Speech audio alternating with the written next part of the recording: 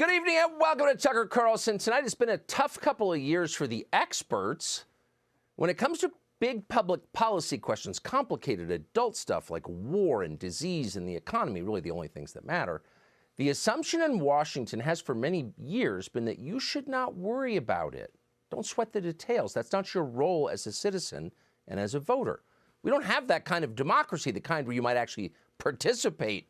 No, your job is to trust the experts and their conclusions and then obey them. But COVID kind of blew that up. If there's one thing we learned from that disaster, it's that public policy experts very often had no clue what they were talking about. Your hippie aunt in Mendocino County knew a lot more about how to beat a flu virus than your average virologist on CNN. Your aunt would tell you to go outside, get some exercise, some sunlight, some fresh air, stop eating junk food, turn off your computer once in a while, spend time with other people. Be healthy. That advice worked. The experts, by contrast, made you get the vaccine, and that did not work. So by March of 2021, people are starting to figure this out. Anyone who was paying attention in America understood that the experts, many of them, were full of it. And it was exactly at that moment that the Atlantic magazine in Washington published a piece pushing back against the growing consensus. That story was entitled, "Following Your Gut Isn't the Right Way to Go." It's hard to think of a funnier headline, really, mostly because it's so spectacularly absurd. You should always trust your gut, obviously. It is the one thing that will never betray you. But the Atlantic magazine wanted you to know that your natural instincts are, in fact, worthless. The experts had a rough year, the magazine conceded, but we still have to trust them. Right. Actually, we don't have to trust them. And on big questions of public policy, we absolutely should not trust them. It's a democracy. But Washington is continuing to demand that we do trust them. Why? There may be a reason. Maybe COVID isn't the only big project they have in mind for us, a project the experts will justify on MSNBC. And indeed, it's not. There is the climate change agenda. And the climate change agenda is the single most ambitious effort to remake human civilization in all recorded history. And it's coming. In fact, it's already in progress. The only reason that millions and millions of Americans aren't protesting in the streets tonight over this effort to completely overturn their lives is that on some level, many people still do trust the experts, at least on climate change. But should they? We were pondering that this morning when we saw that the world's most famous climate change expert, Greta Thunberg of Sweden, just deleted a tweet she wrote in June of 2018. Here it is, quote, "A top climate scientist is warning that climate change will wipe out all of humanity unless we stop using fossil fuels over the next 5 years.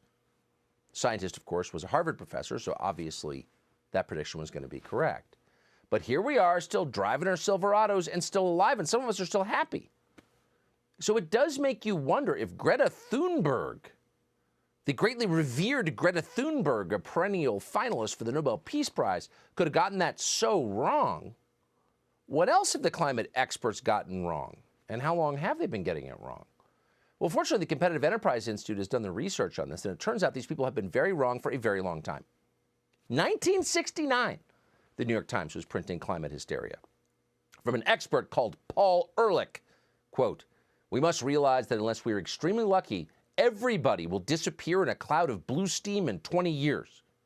That was Paul Ehrlich in 1969. Well, here it is, 2023, and that same Paul Ehrlich, who's now 90 and still publishing books and still being cited on 60 Minutes, is still telling us that we're all going to die. Now, clearly, Paul Ehrlich had some sort of traumatic childhood he's been inflicting on the rest of us for over 50 years. And for over 50 years, his fellow experts have taken him seriously. Now, back then, of course, climate change didn't mean global warming. It meant a new ice age. In 1970, the Boston Globe reported, quote, "Scientists predict a new ice age by 21st century. According to the Globe, air pollution may obliterate the sun and cause a new ice age in the first third of the next century." An ice age. In 1972, Brown University's science department sent a letter to the White House explaining that they had deep concern with the future of the world because this ice age falls within the rank of processes which produced the last ice age. 2 years later, in 1974, The Guardian reported that, quote, "Spy satellites show new ice age is coming fast." And the report cited, just for moral weight, analysis carried out at Columbia University. Then, a few years later, 1977, the actor Leonard Nimoy was not a science expert technically, but played one at one point on television, shot this video. We are unprepared for the next advance. The result could be hunger and death on a scale unprecedented in all of history. What scientists are telling us now is that the threat of an ice age is not as remote as they once thought. During the lifetime of our grandchildren, Arctic cold and perpetual snow could turn most of the inhabitable portions of our planet into a polar desert. Hunger and death on an unprecedented scale. Someone else with the tragic childhood he inflicted on the rest of us. But by the early 1980s, when the ice didn't arrive, well, the experts decided the problem wasn't too much cold, it was too much heat. It was global warming. In 1989, the Associated Press ran this story, quote, a senior UN environmental official says entire nations could be wiped off the face of the earth by rising sea levels if global warming trend is not reversed by the year 2000. In other words, 23 years ago. That same year, 1989, a climate expert called Jim Hansen met with a reporter from Ceylon. According to Ceylon, Hansen explained that within 20 or 30 years, quote, the West Side Highway, which runs along the Hudson River in Manhattan, will be underwater. Underwater. We checked tonight, and actually it's congested, but still a road. Then in March of 2000, the Independent newspaper ran a piece explaining that snowfalls are now just a thing of the past. And we're quoting, snow is starting to disappear from our lives. The piece quoted a climate expert claiming that, quote, children just aren't going to know what snow is. No idea what snow is. It'll be a relic not of the ice age, but of the great inferno of global warming. Then, in 2004, amazingly, civilization still existed, The Guardian predicted that, quote, major European cities will be sunk beneath rising seas as Britain is plunged into a Siberian climate by 2020, which is a little confusing because global warming doesn't typically produce a Siberian climate. And it was around this time that they decided, hey, we don't want to get pinned down on the details. Will it be too hot? Will it be too cold? We don't want to say. Something bad's going to happen, so we're going to call it climate change. And that paved the way for Al Gore, who in 2006 released his famous documentary, An Inconvenient Truth. And the beauty of An Inconvenient Truth is now that it's been, well, inconveniently more than 15 years since it came out, we can fact check its claims. Here's the trailer.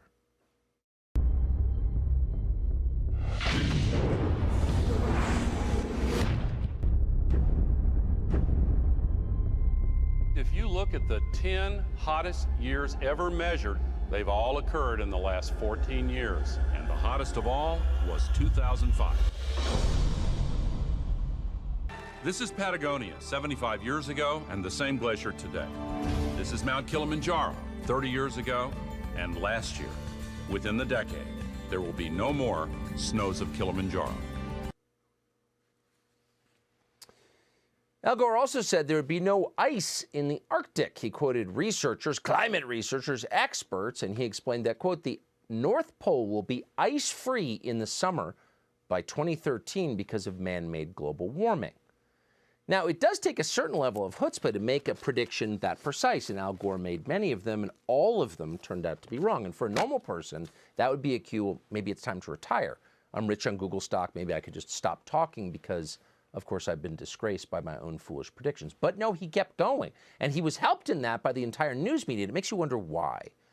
News organizations exist to bring you the news, to assess whether things are true or not. But if all of them collude to hide lying, you have to ask, is there something else going on here? We'll let you decide. We do know that by 2006, NBC News informed the world that, quote, a leading U.S. climate researcher says the world has a 10-year window till 2016, a window of opportunity to take decisive action on global warming and avert catastrophe.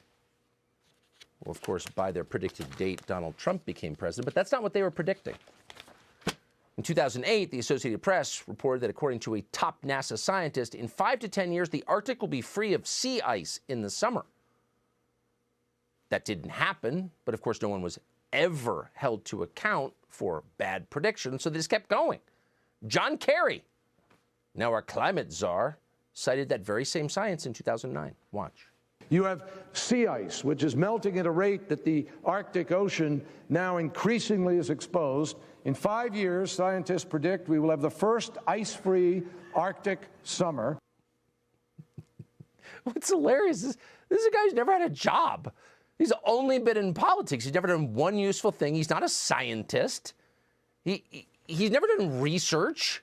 He's actually not an expert, but because he's way more aggressive than you are, and because he has access to the media, which amplify his claims, he poses as one. Now, what's strange about the prediction you just heard is that John Kerry's prediction contradicts Barack Obama's famous climate prediction from a year earlier. You probably remember this.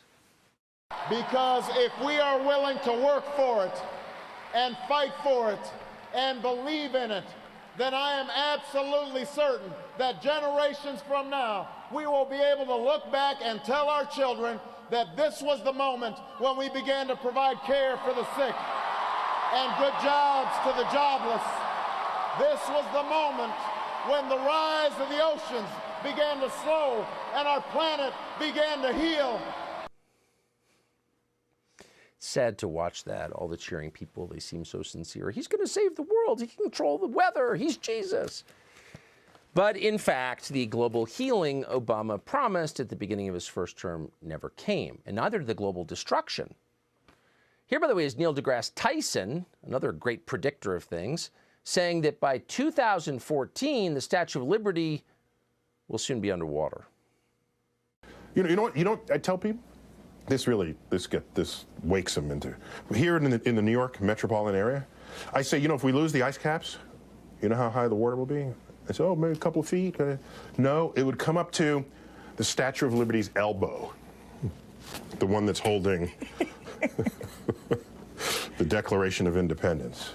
That's where the water line will be. That man's a scientist. And of course, climate does change. It has always changed. In fact, the landscape we live in now is formed by climate change. The glaciers are a product of climate change. The climate is changing now. It never stops changing. That is a process that we didn't cause and that we can't control to any great degree. We'll never be able to control. And there are upsides to it and downsides to it. By the way, if the Earth is indeed getting warmer, and it seems to be, well, then that will make more arable land in places like Canada and Northern Europe. So, like everything in this life, in the temporal world, it's a mixed blessing. But you only hear the downsides, which tells you a lot. It tells you this is not science, it's manipulation. These aren't reports from the experts, these are threats. Here's Joe Biden. That's what climate change is about. It is literally, not figuratively, a clear and present danger. The latest climate report, nothing less than, quote, code red for humanity. Let me say it again. Code red for humanity. Code red for humanity. Of course, he never explains what that means. You're going to have to check your book of science to find out. Of course, in the details, they don't offer as many details now because they've all been wrong. But to the extent they do, they are provably wrong over time. So the question is, why are we still being bullied by these people? It has nothing to do with saving the Earth. They hate the Earth. They hate nature. It's about controlling us, and maybe we should recognize that. Subscribe to the Fox News YouTube channel to catch our nightly opens, stories that are changing the world and changing your life.